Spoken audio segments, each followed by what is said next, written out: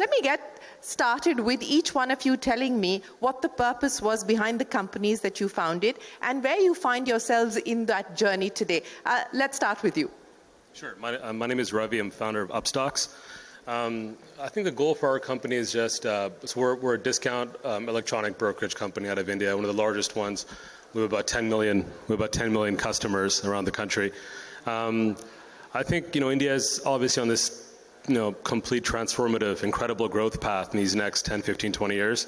And our job is just to get a lot of the people to be able to participate in the growth economy and to just be able to grow their savings and wealth, at least as much as in the India growth story allows them to. But I want to address a larger issue, and it goes back to the founder's mindset. It goes back to the purpose which drove you to start this company in the first place. As you look back, what would you say have been the biggest challenges in that journey so far?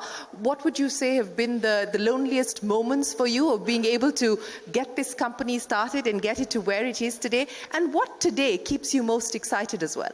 I think we've been around for like 11 years, so before India had this fantastic internet ecosystem that we all kind of enjoy today. I think growing the early years was obviously very difficult. It was all a very paper-based process. You couldn't open up an account online as you can do today.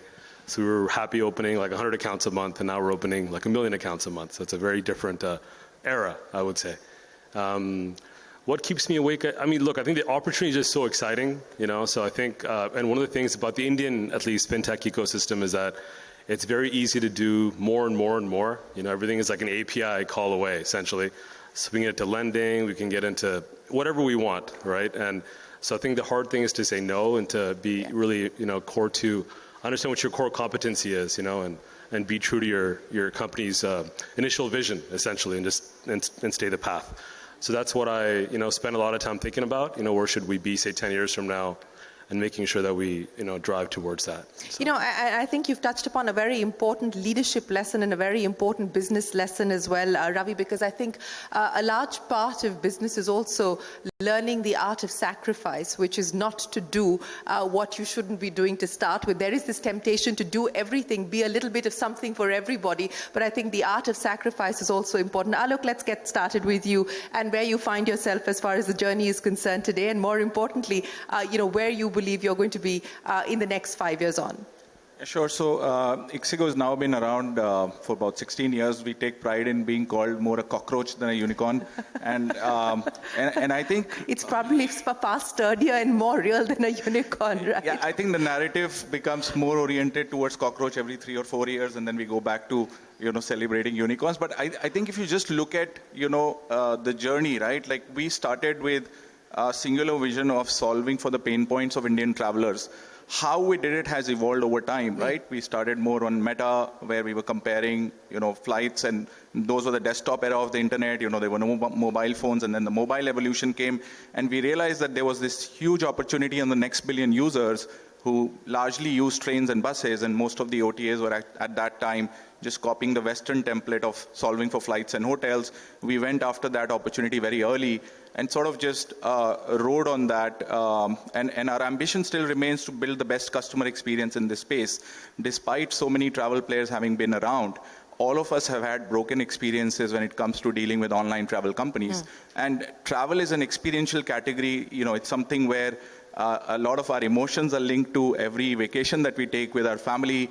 We want to come back with good memories, but you have a lot of these small pain points before, during, and after the trip, which sort of ruin the experience time to time. So our ambition really is to go and use technology, use AI to solve those, make it more preemptive, make it much more intuitive. I think we're just getting started on that journey. I like this day one concept. It sort of relates to how we think about our existence. Shubh, let's address the issue of MPL and how exciting the gaming space is looking at this point in time. And do you believe that you're 50% where you were when you started the company to where you are today? Or do you believe that you're closer to 100% in terms of being able to achieve the original vision of the idea? No, I think we're just getting started. Probably we'll say we are probably at 5%, not at 50 or 100%. I think gaming is something which is evolving and has always been the pinnacle of consumer internet as such. We're just getting started. Probably in India today, we're just scratching the surface with in-app purchases as such, and there is massive growth potential with respect to Indian IP, Indian content. And we'll see that coming up a lot in the next 5 to 10 years as such. So we believe we have an important part to play. We believe content is something which is going to be very, very pivotal, and it's going to be more local. And we also believe that it's monetizable. We're there. We have proven that in the last 4 years, as such as well, and a lot of other game tech companies which are here as such as well. So we are very hopeful. We think that we just scratched the surface, and there's a long way to go. You know, similar to what I just asked Ravi as well as Alok, what has been the hardest part of the journey so far for you of being able to get things up and running? I think the hardest part of the journey, what I would say is, I think as a lot of founders is we plan for product market fit. But actually, product market fit is an accident which happens, and then you have to plan on the go as such. And I think the last few years was more about rapid growth and all the ramifications of it as such as well, growing from probably a 100-member team to like a 1,000-member team. And I think this year, I mean, as how the markets are, and a lot of other founders will understand as well, is it's more about sustainability. It's more about being cockroachish and not vanish as a unicorn. So that's something which is, I think, is going to be very important in the coming years for us. So let me start by asking you about building in resilience, building in sustainability. Ravi, you know, how are you doing things differently today, if you are at all, in comparison to what you were in the boom time? No, great question. I think, yeah, the word nowadays is profitability and, sustainability. So, look, we're a profitable business, so we were able to turn profitable, at the drop of a dime, and just cut costs where we needed to cut costs, especially on the marketing side. But I think it just speaks to money doesn't always exist, right? The free flow of money doesn't always exist. So I think building businesses the right way matters. You have to build sustainable businesses long term and always have that in mind. So I think these core business growth principles come into play nowadays more than ever. But I speak to founders all the time. Some of them are obviously struggling quite a bit, and they had to completely change their business models to flip to becoming profitable as soon as possible. So it's been challenging, I think, for the entire ecosystem as a whole, and hopefully, there's better times ahead. Alok? Yeah, I think we've learned these lessons the hard way because we've survived many crises. Like COVID was the third crisis in our journey. And I think for us, it's always been about doing things the right way. And sometimes the right way takes more time, right? So you can't build a great culture, if your metric is to hire 1,000 people without checking at, are they a cultural fit or not. You can't build great companies by saying, I'm just going to throw money at the problem and scale X, 4X, 5X. Without looking at whether customer NPS is great, without looking at whether retention is good, without looking at whether I'm actually solving the real customer pain area, do I have a product market fit? Based on FinTracker's data, there are only 80 to 100 companies in India which in FY22 had more than $50 million of revenue, and less than 20% of those were actually profitable, right? And I think we have to ask ourselves as an ecosystem that says that we have X number of, what's the last count? I've lost track, 100 and something unicorns. How many of these companies are going to stand up and say that, our revenues and our profits are actually going to, truly deserve the valuation that we're sitting on today? Yeah. And we're going to be sitting on a very hard problem where we'll take 2, 3, 4 maybe years to catch up to the valuation that you had at the last round. But I think the root cause is, how did you build the company, right? Was it built with the goal post of raising the next round in mind, or was it built with the goal post of solving a real customer pain area? Because the second goal post is actually harder, takes longer, involves some of the stuff that Puneet was talking about, which is, can you set the right culture? Can you hire the right people? can you, in the tough times, take the right calls. So I'll give you a small example. During COVID, we went down to zero revenue. Now, we didn't let go a single member in our team. And yet, when the bounce back happened, we actually bounced back higher than pre-COVID within 6 months of the reopening. And the only reason was we just had a very customer-first approach. We gave back refunds before everybody else, even before we got them back from airlines.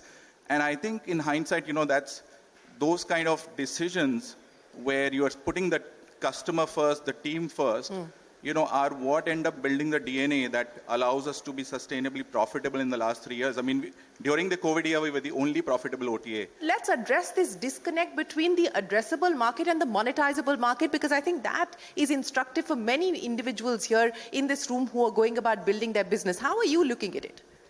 I can talk about gaming as such. I think what we are seeing is definitely expansion in terms of monetizable base as such. But definitely, I think what businesses need to do and what we are trying to do is focus a lot on where the pools of these customers are.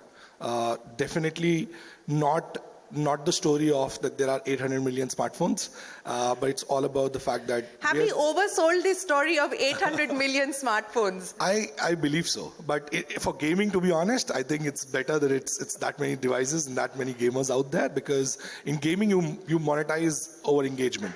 So even when somebody's paying for free, you're monetizing through ads, or if somebody's interested in content, they're paying for that content as such, either via in-app purchases as such. So I think with respect to gaming, the boundaries are far have increased far more.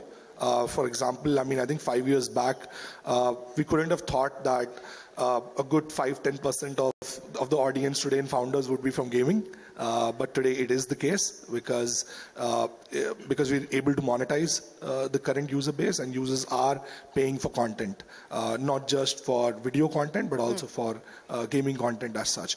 However, I think, yes, there is a little overselling on the front of that these many users are there or not, but paying users are fairly less, but there is appetite. I think for a country like India, to be honest, look, if you compare it to Europe, the kind of paying user base that we have in India, even if we can touch that, we can probably have the biggest company based out of Europe, for example. I want to understand from you how you see the market changing and evolving. I think short term is always going to be ups and downs, right? Especially in the world of stock markets and wealth creation. It's very cyclical, right, as you're keenly aware. So that's just the reality of the industry we live in. But if you look at a 10, 15, 20-year view, India is on this amazing growth trajectory. So that's the kind of platform we're building for, right? If you look at a comp in, say, the US, you have a company called Charles Schwab, which a lot of people would know. Schwab, in an economy of $24 trillion GDP of the US, has $9 trillion in AUM. $9 trillion. A third of the US economy they have in AUM. So as India kind of ascends its growth trajectory, it's gonna happen there too. It's just a matter of time. So we don't play the short game, and again, the importance of building a sustainable business becomes even more relevant, right? We're not building for just becoming a unicorn or multi-corn or whatever. It's decacorn. Yeah, whatever the term of the day is, right? But it's about building sustainable long-term platforms that help people, provide value to the customer, have a great product market fit. And in our case, right, it's just about literally getting people to invest in the India growth story. So that's what we stand for. That's what we do. So it's a long-term.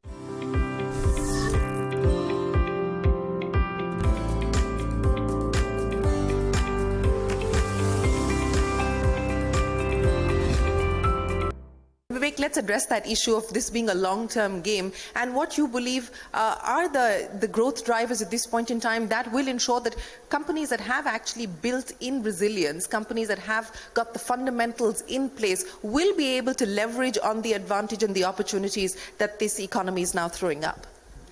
Actually, you can look at both ways, right? At times, these trying times drive more innovation than what we imagine, right? It's very easy to get settled into a status quo and say, by the way, this is how things will be done.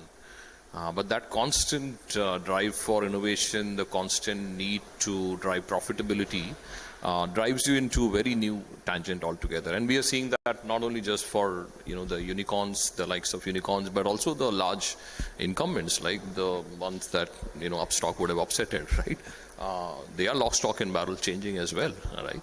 So we are going to get into very new spaces, and for what I feel is tomorrow will be the age of frenemies, where a lot of these organizations will have to work in tandem, right? At times within the same space as well. But how do you address the customer need? How close you are true to the real value proposition that you bring to the table, and continue to build your product and your service, keep on innovating, keep on building on top of that. Will be the key differentiator. So there are a lot of things, a lot of factors around that. One of the good things which is happening is also a lot of areas, over a period of time anyway, the regulation is also changing progressively. So hopefully that journey will continue, because that is also providing a little more level playing field in the market for the organizations to come up and build something new. And so is all the spend which is happening. Right, whether it is the core infrastructure build which is happening, right, which is going to help, let's say, the tomorrow's e-commerce companies, right, for example. So that is facilitating a lot of drive around the innovation, as well as the funding that is being available in the market as well. Yeah, Marian, in your experience now of working with digital native businesses, what is exciting to you and what are you concerned about? Well, there are a couple of things that, you could hear also from our panelists today.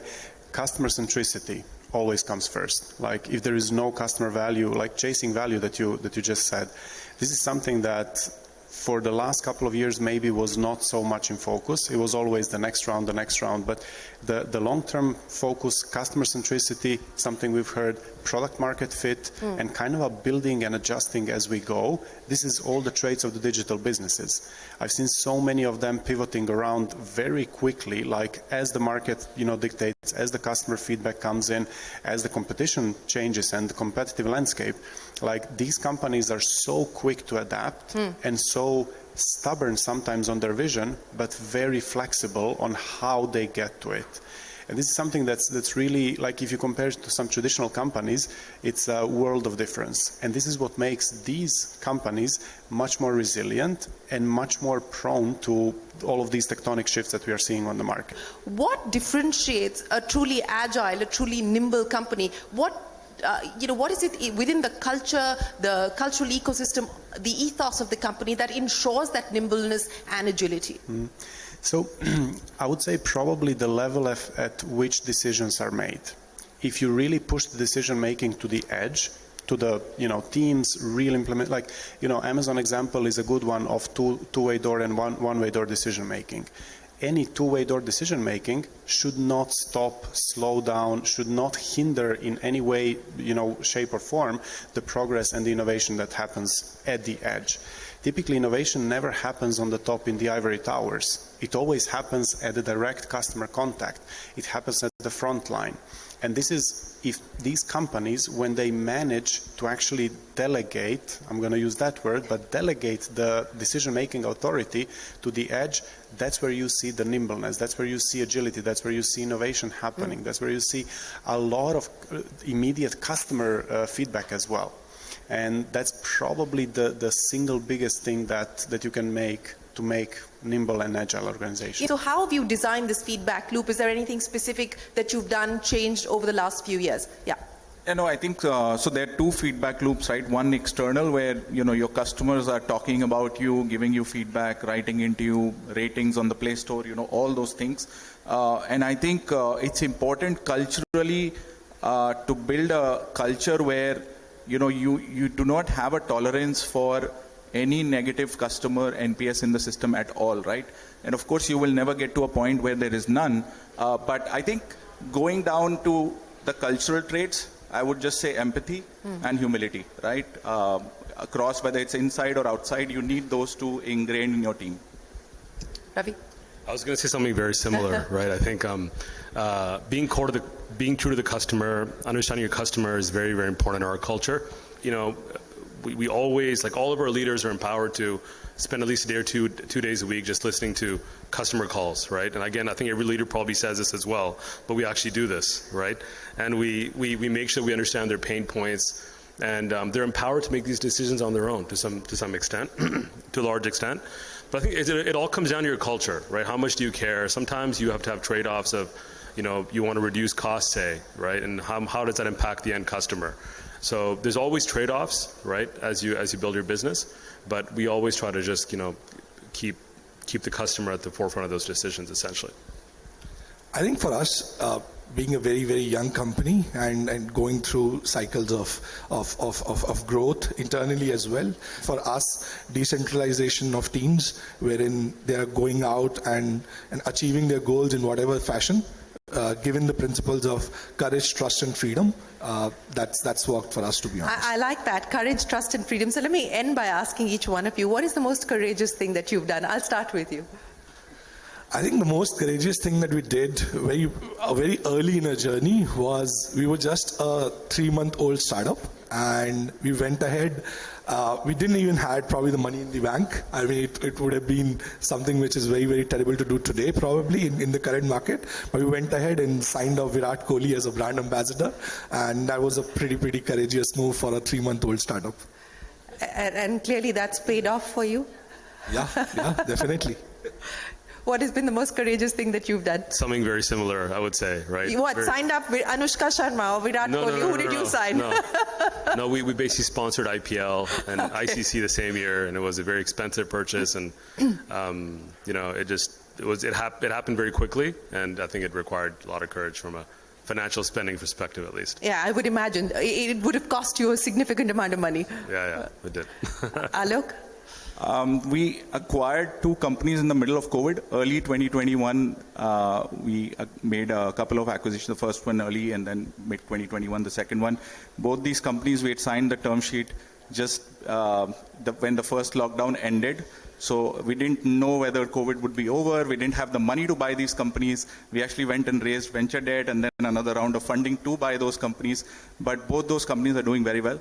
So we are proud of that decision. We wish you the very best of luck in your journey to create value and hopefully valuation as well. Thank you very much for joining us here on the AWS Unicorn Startup Street panel. Thanks very much, ladies and gentlemen. Thank you, Shireen. Thank you.